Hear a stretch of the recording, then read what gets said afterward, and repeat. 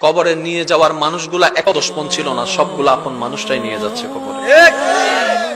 আমি চিৎকার দিয়ে আওয়াজ দিয়ে বললাম, ভাই তোরা তো জানিস আমি কবরে থাকতে পারি না, তোরা তো জানিস আমি অন্ধকারে শুইতে পারি না, তারপরও আমার জন্য কবরটা খুঁড়ে দিলি। খাটের নিচে যখন চোখ দিয়ে তাকালাম, ইমানদার ভাই মনের কান দিয়ে শুনুন, খাটের নিচ দিয়ে যখন চোখ দিয়ে তাকালাম, মনে মনে ভাবলাম হয়তো শত্রুরাই কবরের দিকে নিয়ে যাচ্ছে। যখন নিচে তাকাই দেখলাম চোখ কপালে উঠে গেল, একজনও আমার দুশমন নয়, সব আমার আপনগুলাই আমাকে খাটের মধ্যে নিয়ে কবরের দিকে নিয়ে যাচ্ছে। কে আপন, কে আপন? প্রশ্ন করতে থাকুন নিজেকে, কে আপন, কে আপন? উত্তর আপনি পাবেন না, উত্তর আপনি পাবেন না। এবার কবরের মধ্যে চলে গেল। গভীর মনোযোগ। প্রস্তুত আছেন তো? প্রস্তুত আছেন তো?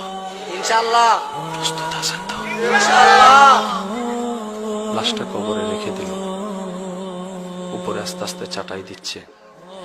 ওই বাঁশের ফাঁকে ফাঁকে কিছুটা আলো ঢুকছে। বাবার লাশটা সন্তানে রাখছে, সন্তানের লাশটা বাবা রাখছে। এই লাশটা নিজের হাতে রাখা মানে প্রমাণ করে দিচ্ছে আজকে থেকে তুমি আলাদা, আমি আলাদা। নিজের হাতে রাখা মানে সব কথা মুখে বলতে হয় না। আমি ওকে বললাম যে চলে যাও, এটা একটা কথা। আমি যদি মুখে কিছু না বলি, ধাক্কা দেওয়া মানেও কি? কথা বলে না রে ভাই। আমি তো মুখে কিছু বলি নাই, ধাক্কা না দিছি, এটার মানেও কি? চলে যাওয়া। ও আল্লাহর বান্দা, বাবা আল্লাহ যখন সন্তান রাখে নিজের হাতে, ওই হাতে রাখায় প্রমাণ করে দেয় আজকে থেকে তোমার সাথে আমার কোনো সম্পর্ক নাই, আজকে থেকে কোনো সম্পর্ক নাই, তুমি আলাদা, আমি আলাদা।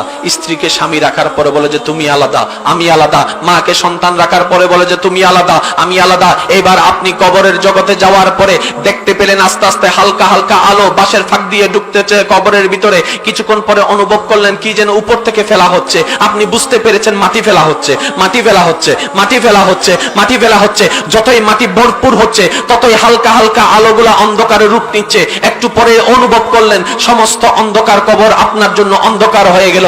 এবার আপনি ভাবতে লাগলেন যে কবরের কথা সারা জীবন শুনেছি কান দিয়ে, যে কবরকে আমি উপর থেকে দেখেছি, ভিতরে দেখার সুযোগ হয় নাই, আজকে আমার সেই চিরবাস্তব সামনে চলে আসলো। কবর আমার সামনে হয়ে গেল, উপরে আমার মাটি দেওয়া শুরু হয়ে গেল। এবার একটু পরে অনুভব করতে লাগলেন মাটি দেওয়ার পরে এক একজন বান্দারা লাঠি নিয়ে মাটিগুলোকে চাপাচ্ছে, পানি দিয়ে দিয়ে চাপাচ্ছে। জিজ্ঞেস করলাম ভাই পানি দেস কেন? কয় এমন ভাবে গায়রা দিচ্ছে যেন জিন্দা হলো আর উঠতে না পারোস, জিন্দা হলো যেন আর উঠতে না পারোস, জিন্দা হলো যেন আর উঠতে না পারোস, জিন্দা হলো যেন আর উঠতে না পারোস। যে ব্যক্তি দুনিয়াতে থাকা অবস্থায় সবার জন্য ভেবেছে, সবার জন্য চিন্তা করেছে, সে এবার কবরের মধ্যে ভাবতে লাগলো হাই হাই আমার তো কেউ নাই, আমার তো কেউ নাই, আমার তো কেউ নাই, আমার তো কেউ নাই, আমার তো কেউ নাই, আমি তো একা হয়ে গেলাম, আমি তো একা হয়ে গেলাম। আমার বাবা নাই, আমার সন্তান নাই, আমার স্ত্রী নাই, আমার পুত্র নাই, আমার স্বামী নাই, আমার বন্ধু নাই, আমার বন্ধু নাই, সবাই আমাকে একা করে দিল, আমি তো একা হয়ে গেলাম। হঠাৎ মন উত্তর দিয়ে বলে ওরে বান্দা এখনো তুই একা হস নাই, সবাই তোর সম্পর্ক ছেড়ে দিল, এখনো দুইটা সম্পর্ক বাকি আছে।